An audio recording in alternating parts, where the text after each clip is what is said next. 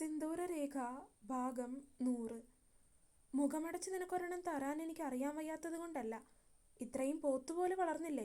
തന്നോളം പോന്ന മകനെ തല്ലാൻ അമ്മയ്ക്കൊരു കുറച്ചിലാണ്. അതുകൊണ്ട് മാത്രമാണ് ഇത്രയും നാളായിട്ട് ഞാനെല്ലാം ക്ഷമിച്ചും പുറത്തു നിൽക്കുന്നത്.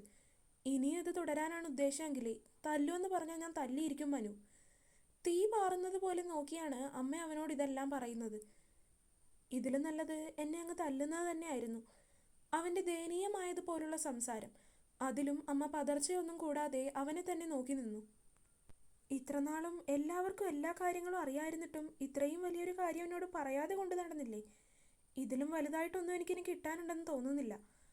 കാറ് കീ കൊണ്ട് ലോക്കാക്കി അത്രമാത്രം പറഞ്ഞ് അവൻ അകത്തേക്ക് നടന്നിരുന്നു. അവൻ്റെ ആ വാക്കുകളിൽ അമ്മയ്ക്കും ഒരു വേദന തോന്നി. എങ്കിലും അതവൻ ചോദിച്ചു വാങ്ങിയ ശിക്ഷയാണ് എന്ന് തന്നെയായിരുന്നു അമ്മയുടെ മനസ്സിൽ അന്നേരവും തോന്നിയത്. അകത്തേക്ക് പോയി അവൻ നേരെ തൻ്റെ മുറിയിലേക്കായിരുന്നു പോയത്. അമ്മാൾ മുറിയിലുണ്ടാകും എന്ന് വെറുതെയെങ്കിലും അവൻ പ്രതീക്ഷിച്ചു. പക്ഷേ അവളില്ല. അവൾ അമ്മയുടെ മുറിയിലേക്ക് തന്നെയാണ് പോയത്. കട്ടിലിലേക്ക് അവൻ നീണ്ടു കിടന്നു. പക്ഷേ അങ്ങനെ കിടക്കുമ്പോഴും മനസ്സിൽ വല്ലാത്തൊരു ഭാരം വന്ന് നിറയുന്നത് പോലെ, ആകെ ഒരു വല്ലായ്മ പോലെയൊക്കെ തോന്നുന്നു. കട്ടിലിൽ നിന്ന് എഴുന്നേറ്റ് കണ്ണാടിയുടെ മുന്നിൽ വന്ന് നിന്നു. മുടി താൻ സാധാരണ വളർത്തുന്നതിൽ നിന്നും കുറച്ചധികമായിട്ട് വളർന്നു പോയിട്ടുണ്ട്. സാധാരണ ഷോൾഡർ വരെ വളർത്തുന്ന മുടി ഇപ്പോൾ ചെസ്റ്റ് വരെ വളർന്നു. താടിയും ആകെ കാട് പിടിച്ചതുപോലെയായി. ഈ പ്രശ്നങ്ങൾക്കൊക്കെ ഇടയിൽ അതൊന്നും ശ്രദ്ധിക്കാനുള്ള നേരം കിട്ടിയില്ല എന്നതാണ് സത്യം. US നിന്ന് വരുന്ന ദിവസം താടി ചെറുതായിട്ടൊന്ന് ട്രിം ചെയ്തതാണ്. പക്ഷേ ഇപ്പോൾ അതിലും ഇരട്ടിയായിട്ട് വളർന്നിട്ടുണ്ട്. കാണുമ്പോൾ തന്നെ ആകെ ഒരു കാടിളകി വരുന്നത് പോലുള്ള ലുക്കാണ്. അവൻ കണ്ണാടിയിൽ സ്വയം ഒന്ന് നോക്കി. ശേഷം തനിയെ ട്രിമ്മർ എടുത്ത് താടി നോർമൽ രീതിയിലൊന്ന് ട്രിം ചെയ്തു. മുടി എന്തായാലും സലൂണിൽ പോയി സെറ്റാക്കണം എന്ന് കരുതിയിട്ടുണ്ട്. അതും ഒന്ന് ചെയ്യിക്കണം. എല്ലാം കഴിഞ്ഞിട്ട് വേണം ഹോസ്പിറ്റലിൽ റീജോയിൻ ചെയ്യാൻ. മാനേജിംഗ് ഡയറക്ടർ മാനവർമ്മയായിട്ട് മാത്രമല്ല, ആസ് എ ഡോക്ടറായിട്ട് കൂടി. ഇനിയിപ്പോൾ എല്ലാം ഒന്ന് കലങ്ങി തെളിഞ്ഞാൽ തൻ്റെ അടുത്ത ചുവട് അതിലേക്ക് തന്നെയാണ്. കണ്ണാടിയിൽ തന്നെ തന്നെ അങ്ങനെ നോക്കി നിൽക്കുമ്പോഴും തൻ്റെ ഇനിയുള്ള ലക്ഷ്യങ്ങൾ അവൻ ഒന്നായി ഓർക്കുകയായിരുന്നു. താടിയൊന്ന് ഒതുക്കി കഴിഞ്ഞപ്പോൾ തന്നെ ആകെയൊന്ന് കാണാൻ ഭംഗി വെച്ചു. മുടി ഒന്നാകെ എടുത്ത് ഉയർത്തി ബൺ കെട്ടി വെച്ചു. ശേഷം ഒന്ന് പോയി കുളിച്ചു. ഇപ്പോൾ ഒരു ഉണർവൊക്കെ തോന്നുന്നുണ്ട്. ഇനി താഴെ പോയി ഭാര്യയെ ഒന്ന് വളക്കട്ടെ എന്ന രീതിയിലാണ് അവൻ എല്ലാം കഴിഞ്ഞ് താഴേക്ക് ഇറങ്ങിയത്. താഴേക്ക് വന്ന് നോക്കുമ്പോൾ അവളിരുന്ന് ഭക്ഷണം കഴിക്കുവാണ്. അവളും കുളിച്ച് ഡ്രസ്സൊക്കെ മാറിയിട്ടുണ്ട്. അമ്മ അവളുടെ അടുത്തായിട്ട് തന്നെ ഇരിക്കുന്നുണ്ട്. അമ്മയുടെ മുഖമാണെങ്കിൽ ഒരു കൊട്ട പോലെയുണ്ട്. എനിക്കും ഫുഡ്. അവൻ ഡൈനിങ് ടേബിളിലേക്ക് വന്നിരുന്നു. കൈയും കാലും ഒക്കെ ഉണ്ടല്ലോ. ടേബിളിൽ തന്നെ ഫുഡും പ്ലേറ്റും ഒക്കെ ഇരിക്കുന്നുണ്ട്. എടുത്ത് കഴിക്കാൻ നോക്ക്. അവൻ്റെ ചോദ്യം കേട്ടപ്പോൾ തന്നെ അവനെ ഒന്ന് കൽപ്പിച്ച് നോക്കിക്കൊണ്ടാണ് അമ്മ അത് അവൻ്റെ മുഖത്തേക്ക് നോക്കി പറഞ്ഞത്. അത് കേട്ടതും അവരെ ഒന്ന് നോക്കിക്കൊണ്ട് അവൻ ഫുഡ് എടുത്ത് സ്വയം തന്നെ കഴിച്ചു. അമ്മാൾ ഫുഡ് കഴിച്ചു കഴിഞ്ഞതിനൊപ്പം തന്നെ അവനും വേഗത്തിൽ കഴിച്ചെഴുന്നേറ്റു. അവൾ കൈ കഴുകാൻ പോകുന്നതിൻ്റെ പിന്നിലായി തന്നെ അവനും അങ്ങോട്ടേക്ക് പോയി. അമ്മു. അവൾ മുന്നിൽ നിന്ന് കൈ കഴുകുന്നതിനിടയിൽ അവളെ കണ്ണാടിയിലൂടെ നോക്കിക്കൊണ്ട് അവൻ വിളിച്ചു. എന്താ? അവൾ കണ്ണാടിയിലൂടെ തന്നെ അവനെ ഒന്ന് നോക്കിക്കൊണ്ട് അവന് നേരെ എന്താണെന്ന രീതിയിൽ പുരികമുയർത്തി. എന്തെങ്കിലും റൂമിലേക്ക് വരണേ. അവൻ ഇടത് കൈകൊണ്ട് അവളുടെ ഷോൾഡറിൽ കളം വരച്ചുകൊണ്ട് പറഞ്ഞു. ഞാൻ വരില്ല. എനിക്കങ്ങനെ സ്റ്റേഴ്സ് കയറാനൊന്നും പറ്റില്ല. വേണ്ട, ഞാൻ എടുത്തോണ്ട് പോവാം. ഞാൻ അമ്മയുടെ കൂടെ കിടന്നോളാം. അമ്മാളൂ. അതിനവൻ തിരികെ എന്തെങ്കിലും പറയുന്നതിന് മുന്നേ തന്നെ അവളെ അമ്മ വിളിച്ചിരുന്നു. പിന്നെയും അവൻ കൂടുതലൊന്നും അവളോട് സംസാരിക്കാൻ നിൽക്കാതെ വേഗം തന്നെ അവളുടെ മുന്നിൽ നിന്നും മാറിക്കൊടുത്തു. അപ്പോഴേക്കും അവൾ അകത്തേക്ക് നടന്നിരുന്നു. മനു കൈയൊക്കെ കഴുകി വന്ന് നോക്കുമ്പോൾ അമ്മ അവൾക്കുള്ള മെഡിസിനൊക്കെ എടുത്ത് കൊടുക്കുകയാണ്. ഇനി രാത്രിയാവുമ്പോൾ എന്തൊക്കെയായാലും അവളെ തൻ്റെ മുറിയിലേക്ക് കൊണ്ടുപോയി കിടത്തണമെന്ന് അവൻ മനസ്സിൽ തീരുമാനിച്ചിട്ടുണ്ടായിരുന്നു. ഇങ്ങനെ രണ്ടിടത്ത് കിടക്കുന്നത് തന്നെ തങ്ങൾക്കിടയിലുള്ള പ്രശ്നം വെറുതെ വലുതാക്കിക്കൊണ്ടിരിക്കുകയാണ്. ഒരു മുറിയിലായിരുന്നുവെങ്കിൽ ഇതൊക്കെ പണ്ടേ പറഞ്ഞ് പരിഹരിക്കേണ്ടതായിരുന്നു. ഇതിപ്പോൾ രണ്ടിടത്ത് ഇരിക്കുന്നത് കൊണ്ട് തന്നെ ഒന്ന് മര്യാദയ്ക്ക് സംസാരിക്കാനും പറ്റുന്നില്ല. അതുകൊണ്ട് ഇന്ന് എന്ത് ചെയ്തിട്ടായാലും അവളെ തൻ്റെ കൂടെ കൊണ്ടുപോകണമെന്ന് മനു അന്നേരം ചിന്തിക്കുകയായിരുന്നു. മനു അവിടെ തന്നെ നിന്നുകൊണ്ടാണ് ഈ കാര്യങ്ങളെല്ലാം ആലോചിച്ചിരിക്കുന്നത്. അവൻ സ്വബോധം വന്നതുപോലെ മുന്നിലേക്ക് നോക്കിയപ്പോൾ അമ്മ അവനെ ഇരുത്തി നോക്കുന്നുണ്ട്. ഉണ്ണി എവിടെ അമ്മേ? പെട്ടെന്ന് അമ്മ അങ്ങനെ നോക്കി നിൽക്കുന്നത് കണ്ടതും എന്തെങ്കിലും ഒന്ന് തിരിച്ചു ചോദിക്കണ്ടേന്ന് കരുതി മനു ചോദിച്ചു പോയതാണ്.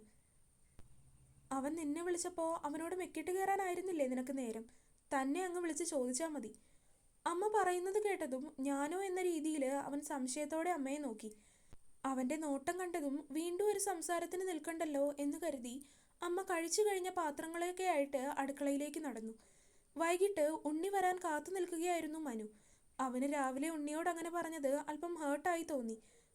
അന്നേരത്തെ ആ ഒരു ദേഷ്യത്തിന് പുറത്ത് അവനോട് ദേഷ്യത്തിൽ എന്തോ പറഞ്ഞു പോയതാണ്. അല്ലാതെ മനഃപൂർവ്വം ഇന്ന് വരെ ഒരു ചെറിയ കാര്യത്തിന് പോലും താൻ അവനെ വഴക്ക് പറഞ്ഞിട്ടോ ഒഴിവാക്കിയിട്ടോ ഒന്നും ചെയ്തിട്ടില്ല. അങ്ങനെയുള്ളപ്പോൾ ഒരു കാര്യവുമില്ലാതെ ഇന്ന് അവനോട് അങ്ങനെ പറഞ്ഞത് അവന് ചിലപ്പോൾ വിഷമായി കാണും എന്ന് മനുവും ഒരു നിമിഷം അമ്മ പറഞ്ഞപ്പോൾ ചിന്തിക്കുകയായിരുന്നു. രാവിലെ തന്നെ കാണാതെ ആയപ്പോൾ എവിടെയാണെന്ന് ചോദിച്ച് വിളിച്ചതാണ് അവൻ. അന്നേരം ദേഷ്യത്തിൽ തന്നെ നിൽക്കുകയായിരുന്നു. അതുകൊണ്ട് തന്നെ അതേ ദേഷ്യത്തിലാണ് അവനോട് സംസാരിച്ചതും. താൻ ദേവനിലയത്തിലാണെന്ന് പറഞ്ഞപ്പോൾ അങ്ങോട്ട് വരാമെന്ന് അവൻ പറഞ്ഞതാണ്. പക്ഷേ എൻ്റെ വീട്ടിലേക്ക് ആരും വരണ്ടാന്ന് പറഞ്ഞു കളഞ്ഞു. അതവന് വിഷമായി കാണും. അല്ലെങ്കിൽ അമ്മയോട് അങ്ങനെ വിളിച്ച് പറയില്ല. അമ്മാളു അമ്മയുടെ മുറിയിൽ കിടന്ന് ഉറക്കാണ്. മനു ആണെങ്കിൽ ഉണ്ണിക്ക് സങ്കടമായി കാണുമോ എന്ന ചിന്തയിൽ ഉറക്കം വരാതെ വരാന്തയിലും ഗാർഡനിലുമൊക്കെ അവൻ വരുന്നതും കാത്ത് നടക്കുകയാണ്. ഉണ്ണിയുടെ കാറ് വരുന്നത് കണ്ടപ്പോൾ തന്നെ മനു വരാന്തയിലിരുന്ന് മുഖത്തൽപ്പം ഗൗരവമൊക്കെ വരുത്തി അവനെ നോക്കി. പക്ഷേ കാറിൽ നിന്നിറങ്ങിയ ഉണ്ണിയുടെ മുഖം അതിലും ഗൗരവത്തിലായിരുന്നു എന്നതായിരുന്നു വാസ്തവം. വീടിന് മുന്നിൽ തന്നെ മനു ഇരിക്കുന്നത് കണ്ടിട്ടും കാണാത്തതുപോലെ അവൻ അകത്തേക്ക് കയറിപ്പോയിരുന്നു. അത് കണ്ടപ്പോൾ തന്നെ മനുവിനാകെ വല്ലാതെ തോന്നി. അങ്ങനെ തന്നെ കണ്ടാൽ പോലും നേരെ നോക്കാതെ പോകണമെന്നുണ്ടെങ്കിൽ അവൻ്റെ മനസ്സിൽ അത്രമാത്രം അത് വേദനിപ്പിച്ച് കാണണം. ഉണ്ണി. അകത്തേക്ക് കയറി അവനെ മനു പിന്നിൽ നിന്ന് വിളിച്ചു. എന്താ ഏട്ടാ? ആ വിളിയിൽ പോലും അവനിൽ ഉണ്ടാകാറുള്ള ആ ഒരു സ്വീറ്റ്നെസ് ഇല്ല എന്ന് മനു എളുപ്പം മനസ്സിലാക്കി. ആകെ ഒരു ഗൗരവം. എനിക്ക് കുറച്ച് സംസാരിക്കാനുണ്ട്. ഞാനൊന്ന് ഫ്രഷായിട്ട് ഗാർഡനിലേക്ക് വരാം. ഉണ്ണി പറഞ്ഞപ്പോൾ തന്നെ മനു ഗൗരവത്തോടെ ഒന്ന് മൂളി. പറഞ്ഞതുപോലെ തന്നെ ഒന്ന് കുളിച്ച് ഫ്രഷായി കഴിഞ്ഞതിന് ശേഷം തന്നെ ഉണ്ണി വേഗം താഴേക്കിറങ്ങി വന്നു. ഇന്ന് ഇന്ന് ഞാൻ അങ്ങനെ പറഞ്ഞത് നിനക്ക് വിഷമായില്ലേ? ഗാർഡനിൽ രണ്ടുപേരും അങ്ങനെ നടക്കുമ്പോൾ സാധാരണ ഉണ്ടാകാറുള്ളത് പോലെയുള്ള കളിയും ചിരിയും സംസാരവും ഒന്നുമില്ലായിരുന്നു. കുറച്ചേറെ നേരത്തെ നിശബ്ദതയ്ക്ക് ശേഷം മനു തന്നെയാണ് ആദ്യം സംസാരിച്ചു തുടങ്ങിയത്. സാരമില്ല ഏട്ടാ. ഉണ്ണി സാധാരണ എന്ന പോലെയാണ് അവന് മറുപടി കൊടുത്തത്. എന്നാലും അങ്ങനെയല്ല. നമുക്കിടയിൽ ഇന്ന് വരെ എൻ്റേത് നിൻ്റേത് അങ്ങനെ ഒരു വ്യത്യാസവും ഉണ്ടായിട്ടില്ല. പക്ഷേ ഇന്ന് ഞാൻ നീ വിളിച്ചപ്പോൾ അങ്ങനെ പറഞ്ഞു പോയത് കൊണ്ട് ഏതെങ്കിലും തരത്തിൽ നിനക്ക് വേദനിച്ചിട്ടുണ്ടെങ്കിൽ ഞാൻ നിന്നോട് മാപ്പ് മാത്രമാക്കണ്ട. എൻ്റെ ഏട്ടൻ്റെ കാല് പിടിക്കണം. മനു പറഞ്ഞു തീരുന്നതിന് മുന്നേ തന്നെ പിന്നിൽ നിന്ന് അമ്മാളുവിൻ്റെ ശബ്ദം കേട്ടിരുന്നു. അവളുടെ ശബ്ദം കേട്ടതും രണ്ടുപേരും പിന്നിലേക്ക് തിരിഞ്ഞു നോക്കി. നോക്കുമ്പോൾ ഒരു പീസ് തണ്ണിമത്തനൊക്കെ കഴിച്ച് രണ്ടുപേരുടെയും പിന്നിലൂടെ തന്നെ ആൾ ഉലാത്തിക്കൊണ്ടിരിക്കുകയാണ്. അതിനിടയിൽ മനു പറയുന്നത് കേട്ടപ്പോൾ അവളിങ്ങനെ പറഞ്ഞു പോയതാണ്. അമ്മാളും ഇങ്ങനെ പിന്നിലുള്ളത് രണ്ടുപേരും കണ്ടിരുന്നതുമില്ല. എന്താ ഇങ്ങനെ നോക്കണേ? നിങ്ങളുടെ ഏട്ടനോട് കാല് പിടിച്ച് മാപ്പ് പറയാൻ പറയും ഉണ്ണിയേട്ടാ. തണ്ണിമത്തൻ ഒരു പീസ് കൂടി കടിച്ചുകൊണ്ട് ഉണ്ണിയുടെ അടുത്തേക്ക് വന്ന് നിന്ന് മനുവിനെ ഒന്ന് കൂർപ്പിച്ച് നോക്കിക്കൊണ്ടാണ് അവളത് പറഞ്ഞത്. ആ അതെ, കാല് പിടിച്ച് മാപ്പ് പറയണം. അവൾ അങ്ങനെ പറഞ്ഞു കഴിഞ്ഞപ്പോൾ തന്നെ ഉണ്ണിയും അത് തന്നെ ഏറ്റു പറഞ്ഞു. നോക്കുമ്പോൾ ഇത്ര നേരം അവൻ്റെ മുഖത്ത് കണ്ട മ്ലാനതയൊന്നും ഇപ്പം ഇല്ല. തീർത്തും നോർമല്. കുസൃതി ചിരിയൊക്കെ ചിരിച്ചു നിൽക്കുകയാണ് ഏട്ടനും അനിയത്തിയും. എൻ്റെ ഏടത്തി പറഞ്ഞാൽ പിന്നെ അതിനൊരു അപ്പീലില്ല. അവൻ അവളെ തോളിലൂടെ കൈയിട്ട് ചേർത്ത് പിടിച്ചു. ഓ, രണ്ടുപേരും കൂടെ ചേർന്നുള്ള പ്ലാനായിരുന്നല്ലേ ഈ സെൻറ്റിമെൻ്റൽ നാടകം? നെവർ. എൻ്റെ ഉണ്ണിയേട്ടന് ശരിക്കും അങ്ങനെ പറഞ്ഞപ്പോൾ സങ്കടമായി. അല്ലേ ഉണ്ണിയേട്ടാ? ആ അതെ അതെ. അമ്മാള് പറയുന്നതിനനുസരിച്ച് ഉണ്ണിയും തിരികെ പറഞ്ഞു. നിമിഷ നേരം കൊണ്ട് ആദ്യം മൊത്തം സെൻറ്റിമെൻ്റൽ മോഡിലായിരുന്ന സിറ്റുവേഷനൊക്കെ മുഴുവനായും മാറി അങ്ങോട്ടും ഇങ്ങോട്ടും കുസൃതിയോടെ തല്ലുപിടിക്കുന്ന മൂഡിലേക്ക് 3 പേരും എത്തിയിരുന്നു. എന്തായാലും ഞാനങ്ങനെ പറഞ്ഞത് ശരിയായിരുന്നില്ല. അതുകൊണ്ട് ഞാൻ നിന്റെ കാല് പിടിക്കാനൊന്നും ഉദ്ദേശിക്കുന്നില്ല. ആദ്യം വളരെ സീരിയസ് ആയി പറഞ്ഞു തുടങ്ങി ഒടുക്കം അവൻ രണ്ടുപേരെയും കളിയാക്കും പോലെ പറഞ്ഞതും ഉണ്ണിയും അമ്മാളുവും പറഞ്ഞത് ഇഷ്ടപ്പെടാത്തതുപോലെ അവനെ കൂർപ്പിച്ചൊന്ന് നോക്കി.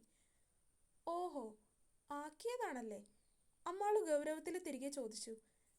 ഞങ്ങൾ ചേട്ടനും അനിയനും തമ്മിൽ അങ്ങനെ പല പ്രശ്നങ്ങളും ഉണ്ടാകും. അതിൽ നീ എന്തിനാ തലയിടുന്നത്?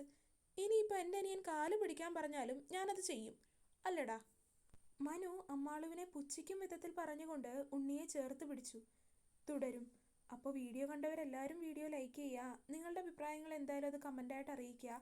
ചാനൽ സബ്സ്ക്രൈബ് ചെയ്യാത്തവരൊക്കെ സബ്സ്ക്രൈബ് ചെയ്യുക. അടുത്ത പാർട്ടുമായിട്ട് നാളെ തന്നെ വരാം കേട്ടോ. ബൈ.